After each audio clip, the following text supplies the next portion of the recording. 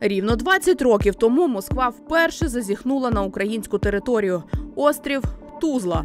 Ретельно спланована спецоперація у Керченській протоці проходила під прикриттям місцевої влади. Однак, насправді, Кремль переслідував їй іншу мету – перевірити, як відреагує на це Київ та що скаже світова спільнота. На жаль, перший дзвіночок, який сповіщав про майбутню велику війну, почули далеко не всі. У січні 2003-го президент Росії Путін визнає українські кордони, включно з Кримом. Це підтвердив ухвалений того ж місяця договір про українсько-російський державний кордон. Але не встигли підписанти потиснути один одному руки, як Кремль цю угоду цинічно порушив. 29 вересня Російська Федерація без попередження розпочала будівництво дамби з Таманського півострова в напрямку української Тузли.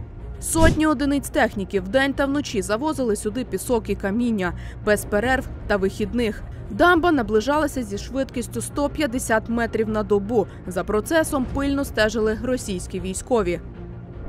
Росія миттю накидала з десяток аргументів. Мовляв, хочемо захистити берег Керченської протоки, який розмиває Азовське море. Должна понять Украина, если берег уходит и уходит и уходит, ну тогда же мы же тоже не беспокоиться.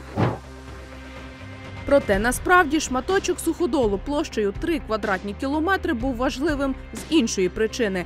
Саме з українського боку проходить глибоководний Керч-Єнікальський канал – транспортний шлях, що сполучає Азовське та Чорне моря. Прохід по каналу, звісно ж, платний, а сумарний прибуток від проходження суден складав приблизно $200 мільйонів. Цей ласий валютний шматок вже давно не давав спокою Путіну. І з часом риторика змінилася. Мовляв, це взагалі ніякий не острів, а залишок російської коси, який до того ж загрожує екосистемі. Паралельно Роспропаганда активно поширювала ще одну тезу. Мовляв, після розпаду Радянського Союзу Україна отримала Тузлу помилково, а помилки потрібно виправляти. Це не на жарт обурило мешканців острова. И не хотят никакого соединения, потому что мы живем в городе, все, основное украинцы здесь, да. Какое может быть тут нам подданство и какое соединение? Першими відреагували на провокацію українські прикордонники. На острів прибули військові із технікою. На березі встановили загородження та попереджувальні знаки. Поблизу стали на рейд кораблі. Військові попереджали, у разі порушення кордону буде відкрито вогонь на ураження. Та на вимогу української сторони зупинити будівництво дамби та не загострювати ситуацію Росія не реагувала.